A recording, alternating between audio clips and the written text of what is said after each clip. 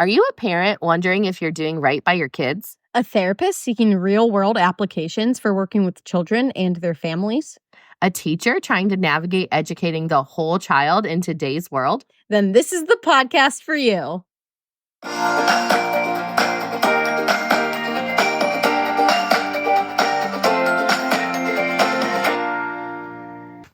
Hey guys, it's Brigid And Jenna. the teacher. And the therapist. Hey Jenna. Hey, Brigid. How are you? Are you? I'm good. How are you? I am. I tell you what, I'm anxious. Okay. So we talked about anxiety last episode, We did. right?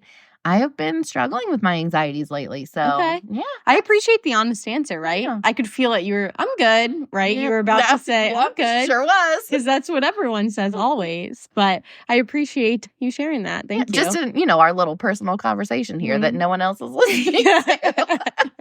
We can talk more about that off script if you'd like. Sure. So what are we talking about today? Another important one, especially still the beginning of the school year, kind of picking up, getting back into the swing of things. We're going to be talking about bullying. Oh, bullying. Yeah.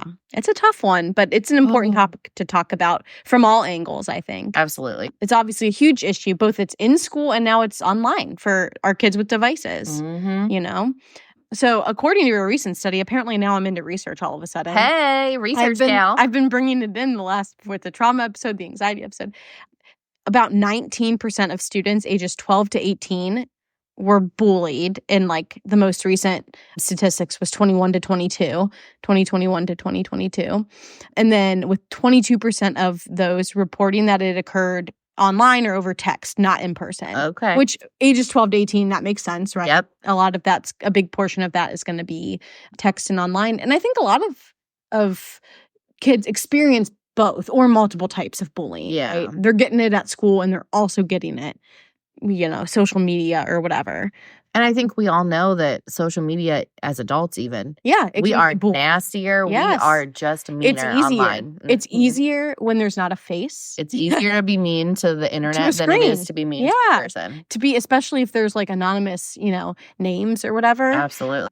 Shout out to the movie Cyberbully. I sob every time I watch it. Oh, man, I've never seen it. I don't want to. It's rough. Don't watch it. Very trigger warning, activation warning to all of our followers. Oh, no. Our many, many followers. Another report found 30% of students are either bullies or are being bullied. Okay. And 160,000 students stay home every single day because they're afraid of bullying. Wow. Yeah. Which we were talking, and that's every single day. We were talking, last week about anxiety. That might, and school refusal can be a part of it. That's another thing to suss out. Why don't they want to go to school? Right. Is it they're worried about a test? Is it someone's teasing them? Is it, I don't like my teacher for this reason or that? That's an important thing, I think, to suss out as parents, as guardians, grown-ups taking care of kids, as teachers, if someone's really not wanting to come in the classroom. Right. Is it, I don't want to leave mom and dad? What's the reason? Is it because someone in here is not nice to me? Is it because I don't understand when my teacher's teaching and I feel nervous saying that? I feel confused. Yeah. I'm confused. Yeah. Yeah. So another stat from togetheragainstbullying.com, 33% of elementary students report being bullied at school, and 20% of kindergartners. 20% of kindergartners, 5 and 6-year-olds, report being a victim, quote, often. More than occasionally, right? It's a lot. That's a lot. Right. And especially when you consider they probably gave them a choice of often, sometimes, occasionally, often. Yeah. And exactly. Never. And 20% did pick often. Often. Yeah. Wow. Yeah. That's a lot. And those kids are so little. They're so little. And we like to think, they're so young, they don't even know how to bully. But they do. Yeah. They do. I mean, and that's where my empathy and my therapist brain comes on. They do. And some kids might not know how to, but some kids might be getting it from somewhere. Absolutely. Right? And so, yes, I see. If a kindergartner, if a first grader is bullying or being mean to, picking on, calling names another kid, they got that from somewhere. Where did they hear those names? Mm-hmm. No 5-year-old should know that word, Right. Or know that this is mean or that this is disrespectful. How do I know that spitting on someone is disrespectful? Right. We have that all the time in the classroom where children will say, words that are, 4-letter words. Mhm. And you have the kid who says it and who knows, and then half the kids in the room they're like, what? Yeah. I've never even heard that word before to Yeah. know that that's Is that a word? Yeah. Yeah. And it really shows you the difference in what children are exposed to. Mhm. And so it goes back to our homes as parents. Right. What are we exposing our kids to? Right. Because there are, I tell you what, there was a child in my class a couple weeks ago who took a piece of paper and rolled it up and said, look, this is like one of those things you can smoke. Wow. And he didn't learn that at school. I promise you that. Right. And so then, but now he's brought this into the classroom and now other kids are doing it. Sure. They don't know what it is. And they might be going home and doing it. They have no clue what that is. But one child did because they were exposed to it. Mm-hmm. And so now we've all been exposed to it. And so that's important to consider in your homes. And that's what I say to parents too, right? Where do they hear that word? Where did they, my kid's cussing all the time. Where did he hear that word? Oh, well, I cuss, but I'm like, but you're no but. Yeah. And same thing, like, well, are they seeing it at school? Is it something like a classmate did something, said something, like, or they're coming home and they're saying, hey, Dad, what does blah, blah, blah mean? Yeah. Where'd you hear that word? Where did you learn that? Joey told me, whatever. Yeah. Mm-hmm. Or older kids on the bus. Oh, or absolutely. Neighbor kids. Or older siblings. Yep. The internet, if they have access to the internet, TV. Oh, please do not give your children, like. What's that word? Unravel, whatever. Unfiltered access. Don't give them access to the internet. Just nothing. Just please don't. Flip phones only. We all had to do our time. Exactly. They can spend a little time on a flip phone. Yeah.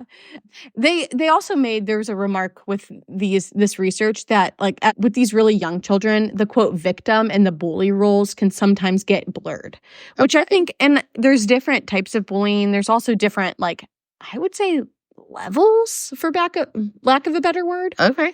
Right? Like teasing and like maybe that's something we can get into. But like what is teasing versus bullying? Because that's something I hear a lot, right? For sure. And that's a big thing. Like bullying, I think something to be bullying needs to really be, there needs to be a power dynamic involved. Absolutely. Whereas teasing can be playful. It can be kind of back and forth between people. It's like meant to be in good fun, friends, right? Yeah. Like I know in my house, Brian loves to tease the boys. Okay. And so we'll say like, I'll say, it's time to go home for dinner. And he's like, nope, no dinner. We're going straight to bed tonight. Mm-hmm. And the boys laugh. They think it's hilarious. He's teasing. And they know, of course, they don't have to go straight to bed when we get home at 4 o'clock. Like they're going to get to eat. Right. And so that is teasing. Mm-hmm. Whereas like if it was an older sibling maybe who they're babysitting and they're saying, no, I'm not going to feed you. You have to go to bed. Right. All of a sudden now we're not teasing. Now we've crossed over into bullying because we're not all in on the joke. Right. And I think that's a very good point. I'm glad you brought that up because bullying is not just in schools. It can be, first of all, it could be even from adults or teenagers like at work. It can be between siblings. Absolutely. It can be, today I had a new client and she's, I asked about bullying and she was like, just my cousin. But that's real. Like, right. That's not just, that's not like, not at school. You have friends at school. You're good, sweet. So I think even mental health, like therapists and workers being aware of that. I was saying, what grade are you in? What school do you go to? So I was kind of putting it in that category. And so, and I was like, that it was good to be mindful of. Yes, I should be asking that like a broader question. So. And I think the last really important part is teasing is not going to be the whole relationship. Sure. Whereas you're also a bullying loving. A bullying relationship is going to be mostly just about bullying. Right. It's going to be one-sided. I bully you, you don't ever bully me back. Right. Whereas teasing, we can tease each other back and forth. But bullying is me doing it to you and potentially even you saying, stop, I don't like it. And me saying, I don't care, and I continue to do it. I'm going to do it anyway. That's when we're really crossing a line into this is bullying. Yeah, absolutely. And it's not enjoyed or appreciated by anyone. Right. And I think that's important too because I hear that a lot. Well, they're just teasing or whatever.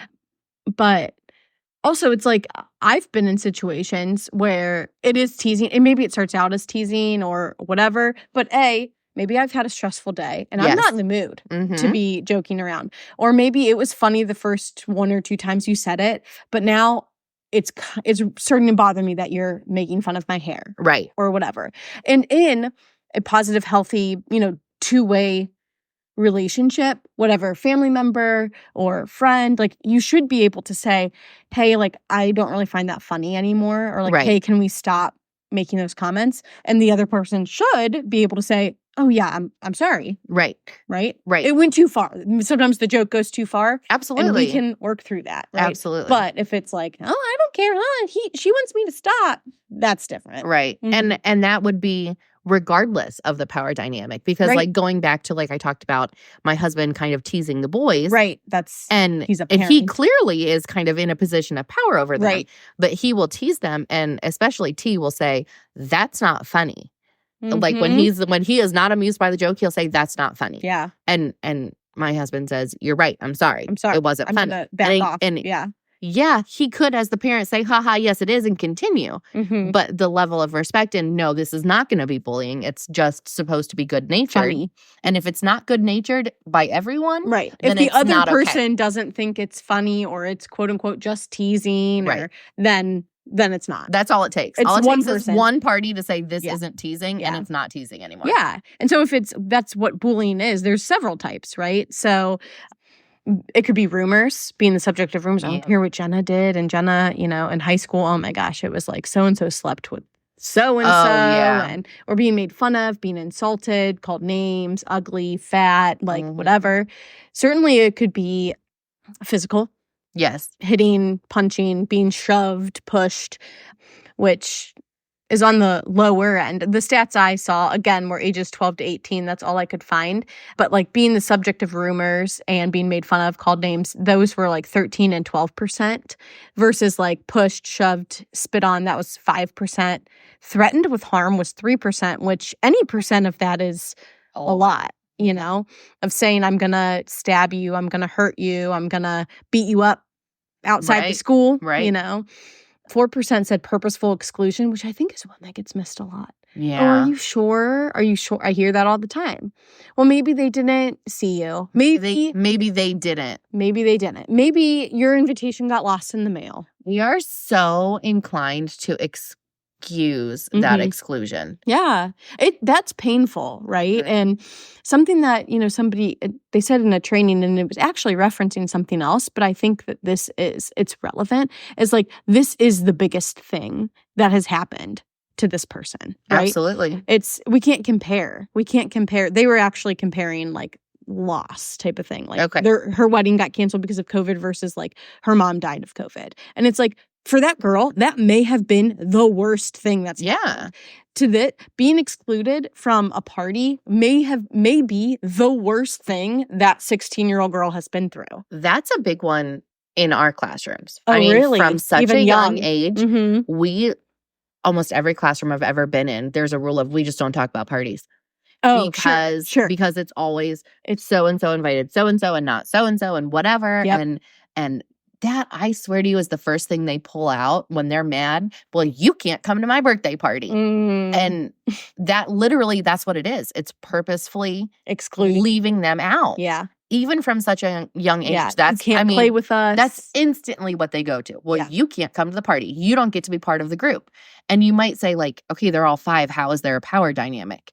But the power is I'm having the party. Yeah. And I get to keep you out of it. I get to invite. Yeah.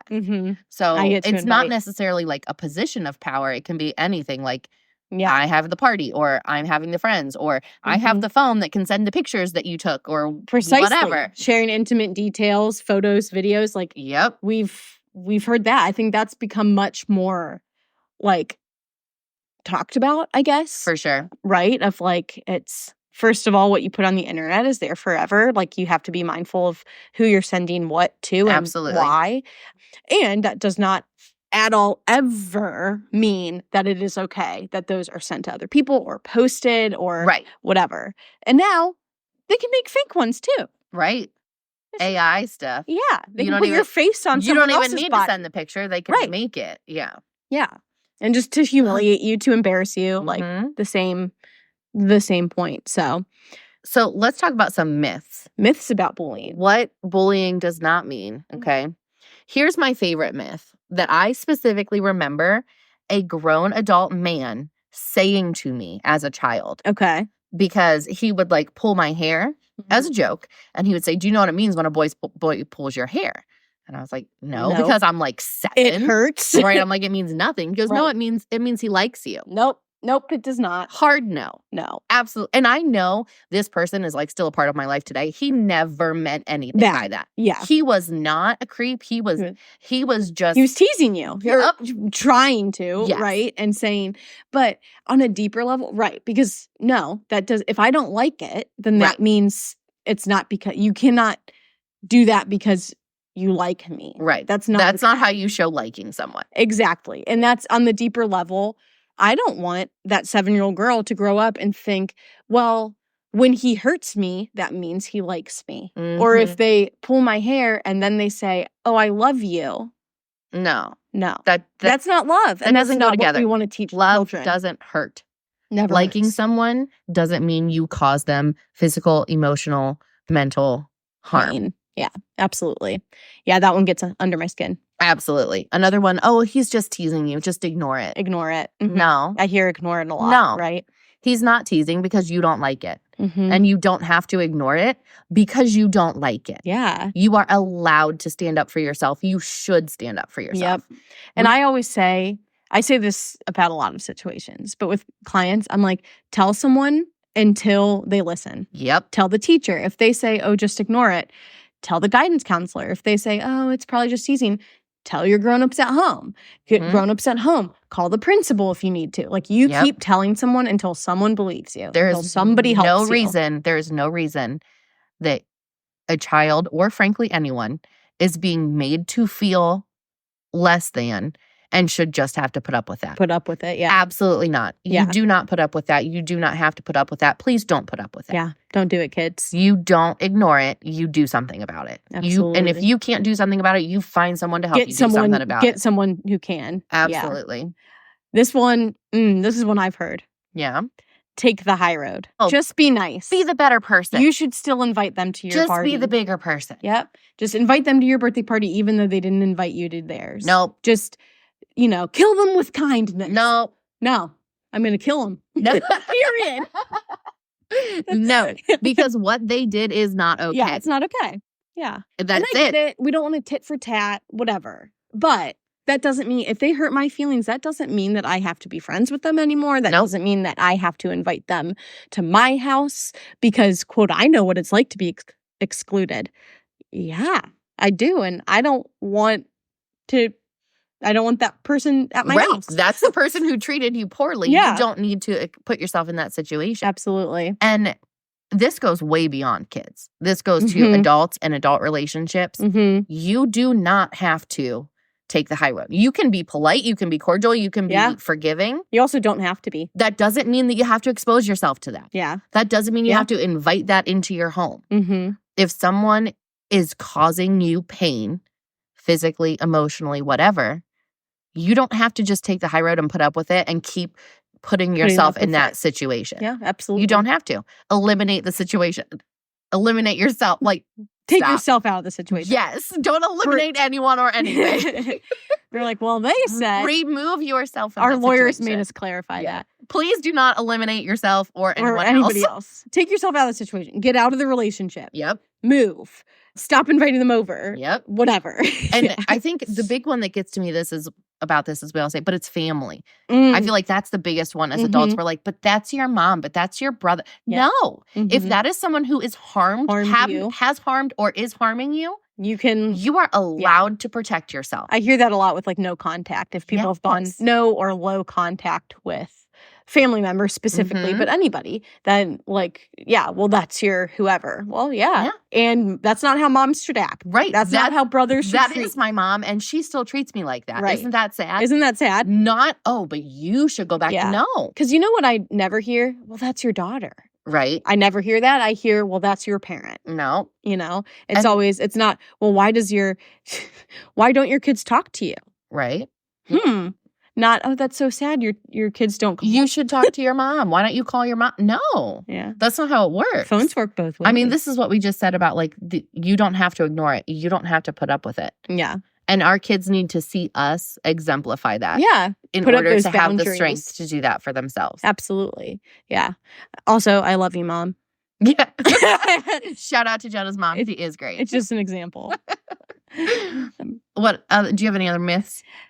I've also heard, like, what doesn't kill you makes you stronger, right? Like, you're going to come out on the other end of this. And sometimes that's not true. And also, I don't have to become stronger, like, because of this. I don't need this to become stronger. Right. You could be stronger without that, first of all. I feel like we've talked about this before because I think we changed it to what doesn't kill you gives you trauma. Yeah, we may have. Which, can be so true. And I think we did talk about it before. And I referenced that there's, like, somebody on Instagram, TikTok, like a mental health advocate that was like, that's not what made you stronger. Your trauma didn't make you stronger. Everything you did after that did. Right. You walking away and setting the boundaries and, you choosing to live, choosing to, like, whatever it is, you know, that you still, people said you were going to be a failure and you went to college and you opened the business and you did all of that. Like, shout out did to that. you. You're stronger because of you, not because somebody was bullying you. You're not stronger because that kid won't stop pulling your hair. You're stronger because you turned around and said, knock it off. Stop it. Yeah, absolutely. That's what makes you stronger. Yeah. And on, like, the going along with that and on, like, the sadder end of things. Yeah. High schoolers bullying victims in high school are 2 to 9. I don't know why it's that big of a gap. 2 to 9 times more likely to consider suicide and, like, to think about taking their own lives than non-victims. And over 50% of all teen suicides are related to bullying. That we know of. Wow. Over 50%. And I think, those are the ones that get publicized a lot of the time, right? And often, I hear it all the time. We did tell the school. We did tell the principal. They didn't do anything. We did talk to the counselor, right? And these devastated families are devastated. And, like, they're like, but I did everything I was supposed to do, right? Yeah. And the kid might think that too. I did. I told the people. I asked for help, So I take bullying very seriously because I see the mental health ramifications. Over 50%. That's 50%. A lot. Yeah. Wow. Yeah. Yeah. Very sad. So what are we going to do? What are we going to do about it? I don't know. What do we do at schools and teachers? I'm at a loss for that. Okay. Well, the first thing you do is when a child or a parent comes to you, you listen. Mm-hmm. You do take it seriously. Whether you don't say one of those things that we just said of whether ignore you see it as bullying or not, take it seriously. Yeah. Don't give them, but they didn't mean it that way. Mm-hmm. Great. But intent and impact, not the same. Yeah, absolutely. It doesn't matter how they meant it. It matters how I took it. Yeah, exactly. So intent is not impact. It's not the same. And we need to really emphasize that, especially with our young ones. And I would say that goes into parents, too. Oh, for sure. If kids are coming home and telling you that, don't just, he's teasing or, just ignore it. Take the high road. Like, believe them. This is hurtful. That they're telling you because they're hurt by it. Mm-hmm. Because they're not going to come home and say, like, oh, so-and-so pushed me today, but they were just playing. Mm-hmm. No. I've been going through that with my own kiddo lately with people that I know he's friends with at school that are doing things like pushing him down or pulling his hair or sitting on top of him. And he's so young. Yes. And I do know that these children are not doing this to be mean, but it doesn't matter. It's hurting him. Because he's upset. He's upset and he's so lovely. I don't want to assign him characteristics, but he struggles to stand up for himself. Mm-hmm. And so he has a hard time saying no. Yeah. And so going back to that teasing thing for a minute, like, it doesn't have to be that they said no. And they didn't stop. Yeah. Right. Because sometimes they're not able to say no for whatever reason. But you can tell when someone doesn't like what you're doing. Oh, for sure. And so you can't just say, well, they didn't tell me to stop. Right. Well, but you knew. Yeah. And that's, you knew. Yeah. I've seen videos and things on that of, like, and I work sometimes in therapy with kids on that of, like, well, what is their body saying? Right. Are they pulling away from you? Right. Are they running away? Are they putting their hands up to block you from doing it? Like, their body. Are they avoiding you and they're seeking them out? Right. For sure. Yeah. I think another big thing to do in the classroom is going to be proactive. Okay. We see it, right? We know that kid A and kid B don't They're not messy. really mix. We know that. So don't sit them by each other. Separate them. Don't put them in a group together. Don't give them the situation, the opportunity for that to happen. Yeah, I think that's huge. Being observant and being proactive, I think, are huge. Combined with, if a child does come to you and say, this student's really bothering me, even if you haven't seen it, sure, you can separate them. They're not going to be in the same different group. Yep. They're not going to sit right next to each other anymore. They're not going to be in the same lunch line, whatever it is. Yeah. We have these little ways as teachers that we can kind of manipulate who goes with who. We know we do, because we don't like the talkers to sit by each other. Right. We don't like the ones who wrestle to sit by each other. We do that all the time. Right. So you could doing it for this to keep children safe is vitally important to their health and well-being. Absolutely. So, yeah. listening, being proactive, I think those are big things for schools. Ones. And having a plan.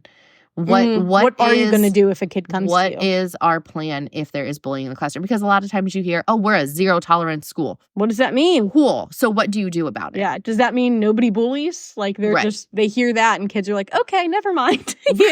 Like, and what are you qualifying as bullying? And how are you? Right. Have a plan. Have something laid out. This is how we handle it. Like in your handbook, in your parent handbook, in your student handbook, in your teacher we want to know what are we considering bullying? Yeah. What are the qualifications?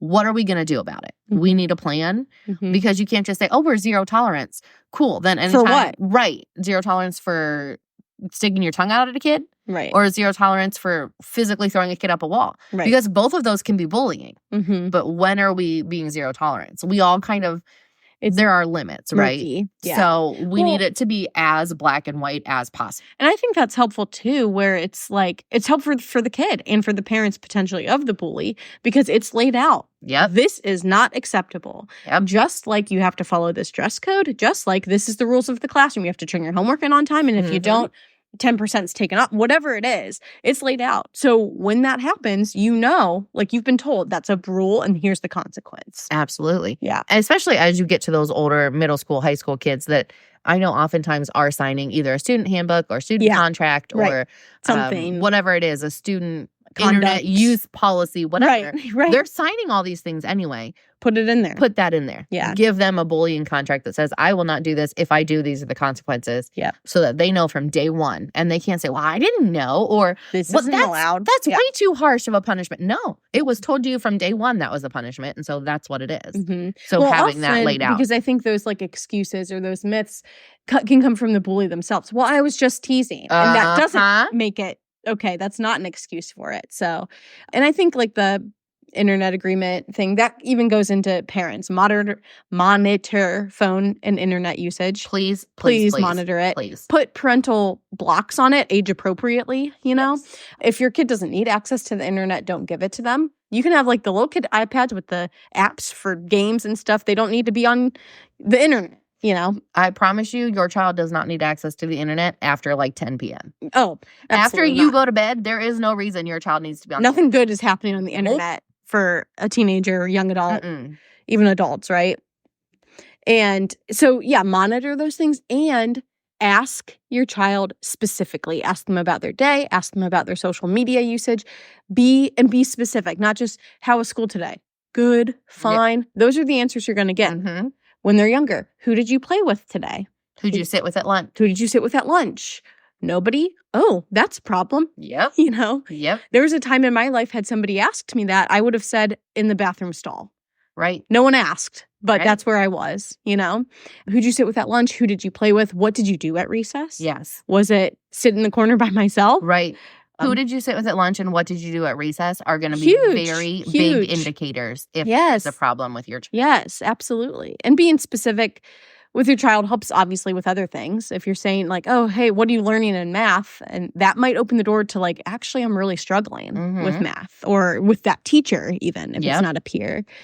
I still remember every day we got home, we had to call my dad and say, hey, we're home from school because he was at work. He would be like, what'd you learn today? And every day I'd say, nothing. And every day he'd say, then why am I paying for you to go to school? And every day I would say, I don't know. Stop sending me to school. Literally, this was 180 days out of the year. That I don't know. Verbatim that conversation. Yep. But like, and at some point it became like a joke. It right. was like, that's I don't just know. what he did. Right. But like, what did you do in math today? Mm-hmm. What did you do? Not necessarily what did you learn, but what did you do? Yeah. Maybe it was, we did a worksheet on fractions. Mm-hmm. I can tell you what I did. I didn't learn anything because I already knew it, but I can tell you what I did. Right. So like phrasing those, like if your question's not getting an answer, phrase it differently in a way that ask open-ended questions. Don't ask yes or no questions. Yeah. Especially to your was teens. Was school good? Right. Meh. They don't even need a yes or no. A syllable. They could give you a syllable. They will grunt at you all day long. Right. Absolutely. Elaboration is what we're going for. Right. Tell me about your day. Right? Mm-hmm. Tell me about how high school is. Hey, you started high school this year. Tell me about it. Tell me about your class. What's your favorite class? Tell me about it. Right. Yep. Tell me about your favorite class. Why do you like art so much? Yeah. And another thing for parents, teachers, like the grown-ups, being a role model, right? Like we were saying, bullying can be adults too. So it's like, is it okay that I'm talking behind my back? Come home and yes, you vent and things like that. Maybe be mindful. Where are the children? Where are the children? But if you're coming home and you're talking to your partner, you're bitching to your partner about your You just said a bad word and now my kids are going to yell at me. Dang it. One time I said the STUPID word. Yeah. One time Jenna said STUPID and my kids heard it in the car and they said, Mommy, did you say that word? And she said, nope, it was Jenna. So fast. I said, no, I didn't. It was Jenna. Okay, threw you straight under the bus. Edit that out. Anyway, you're coming home and complaining to your partner about your boss, right? Or about your employees or about your friend or your mom or whoever. Right. And like the kids might be listening. Yes. So being mindful. Not might be. They are. They are. If they're within the vicinity. If they are anywhere near you, if they're in earshot. Listening. And even if you don't think they're in earshot, they are. Because I promise you, your children have gone to school and told their teachers what you and your spouse fought about last night. Promise you they have, because I've heard it. Because I know it. Yeah, Brigid knows it. Brigid knows it. They will tell all your secrets. Yeah. Yeah. Be so careful. Yeah. Mrs. Bartlett knows all the things. I do. Oh my gosh. Intimate details. Literally knew about marriages that were ending so far in advance because the kid tells you everything. Yeah. They don't know they're not supposed to. Yeah. They're like, this is a thing that happened at home. Mince words. They're like, I got a Happy Meal and my dad slept on the couch. Those facts are equal to them. Yeah. And my dad got locked out last night. Yep. Oh, I actually heard that. One kid just told me literally today that his dad had to sleep outside. I was like, oh, dang. That's great. Good to know. Good to know. Yep. And I think that another thing is, especially if it's like bullying of the exclusionary type, encouraging your child to get involved in activities and socialize with other people. Yes. So that they don't feel so isolated. Find something that they do. Person or this group is picking on you, then, but I'm on the soccer team or I'm in art club or I'm doing choir. Like I have hopefully some people that are like my buddies, even if it's at school, even if it's not, there's levels of friendship. I had my school friends. Absolutely. And then I had my friends that I invited to my house or that I did things in groups with. Absolutely. And there's nothing wrong with that. So trying to get them involved, even outside of school. I did youth group. I hated high school. But I did youth group. I had friends outside of school and that was important for me. So I definitely did. It was school friends, dance friends. Yeah. Theater friends. And they're different. Never the two shall mix. No. I was very pro mixing my friends, but some people are not. That does not surprise me at all. Okay, what can some of our kiddos and students do? Okay, so the first one is going to be, like we said earlier about removing yourself from the situation. If you can walk away and get yourself to a safe place, do that. Yeah. Not because you're doing anything wrong, but because we want you to be safe. Right. We want you to be safe. We don't want it to escalate. Mentally. Yeah. We want you to be safe. Take yourself to a safe place. Go see and buy a teacher. Go see and buy an adult where they're not going to do that. Remove yourself from that situation so that you are safe. Yeah. Not because the burden is on you, but because we want you to be safe. Right. And likewise, if you are a student seeing it, you can intervene. And that doesn't have to mean, hey, stop doing that. It can. It can mean, hey, he doesn't like that. Hey, stop poking him. Stop hitting him. Stop calling him names. It could also be like, hey, Johnny, do you want to come play? Because you were taking that kid out of the situation. Yeah. For, like you were saying, your son, Jay, he might need that because he might not be able to say, hey, stop that. I don't like that. So if a friend came up to him and said, hey, Jay, do you want to come play? That might be really helpful. And they'll be able to play in a different way that's kind and friendly. Yeah, absolutely. Exactly. Or sitting, you see someone sitting alone. Do you want to come play with us? Do you want to sit with me at lunch? Like, just including kids. They have those things a lot of the buddy now, like bench. the buddy bench. Yeah. And, pros, cons, whatever. But, like, that can be a good way for children to learn to be looking for those things, to learn to be looking for the children who are excluded and give them encouragement to join in.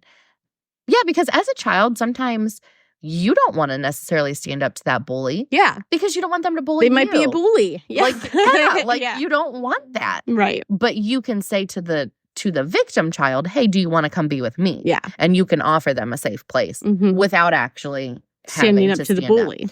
Some children are absolutely capable of saying, stop that. Yeah. You need to stop. Yeah. Some kids are capable of that. And great. If you're one of those kids, if you have one of those kids, please encourage them to do so. Right. But if they're not, they can still intervene by trying to draw the other child away from it and towards a safe place. Absolutely. Yeah. Create a diversion from the bully, draw attention to it, get an adult if you're able to get an adult, all of those things. Yes. And yeah, like safety in numbers. So get as both the victim or as a witness, right? Like get somebody to, like a group of friends to walk to class with you. Hey, I know that girl, she's pretty nice. She's in my math class. Like, and I know that her locker's near mine. And so like, hey, do you want to walk to class together? Or just kind of like follow her, just kind of buddy up, you know, and informally like, oh, hey, hey, do you know what we're talking about today? Did you study for that test? Like make small talk. Yep. So that you can be with somebody or hang out together at recess.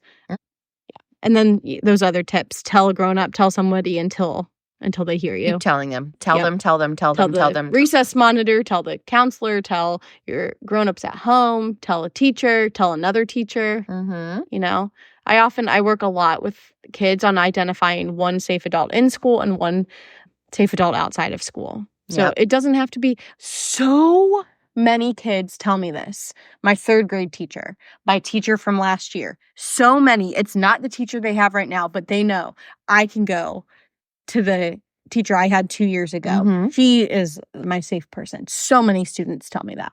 I think that's very common too.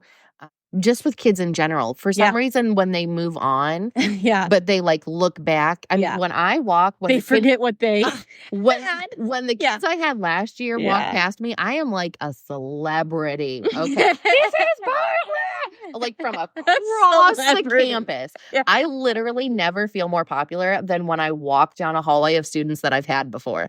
Like, and when they were in my class, they would not have cared to look in my direction. Right. But for some reason, they move on and they're like, right. I like need to be signing autographs as I walk down the hallway. It's amazing. Well, you're not the one like, enforcing rules. Right. Now you're just the fun one from the past. Right. You remember all the good things and you don't remember getting in trouble. Oh, man.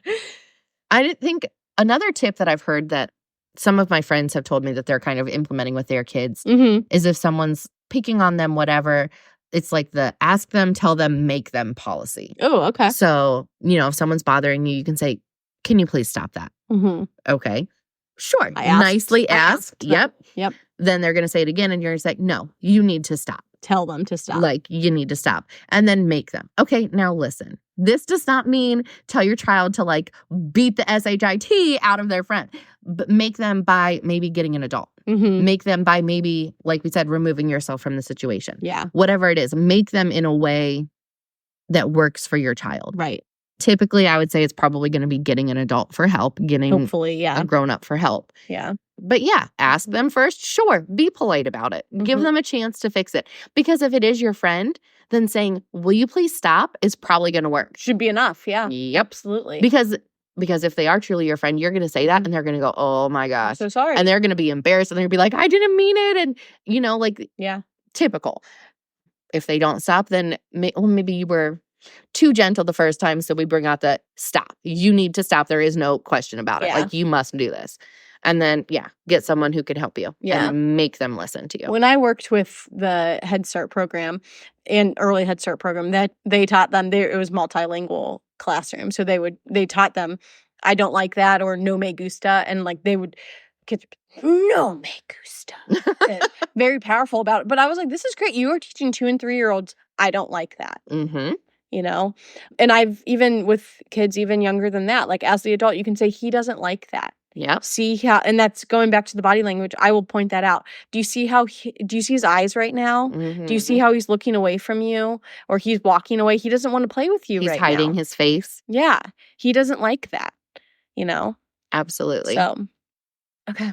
I had another thought that just came in my head and it flew away so fast, like a little baby bird. Oh. Goodbye, baby bird. It was probably a good one too, but it's probably a brilliant thought. The world will never know. We'll know at 2 a.m. We'll add a addendum to this to tell you what my baby bird thought was. Shout out to everyone who loses their train of thought like me. Me too. Yeah. Off the rails. All right. Are we good? Yeah, I think we're good. I don't know what we're talking about next week, but we'll have to find out. Please don't raise bullies. Don't raise bullies. Raise children who stand up to the bullies. Don't be a bully as an adult. Mm-hmm. You got this. All right. Love you.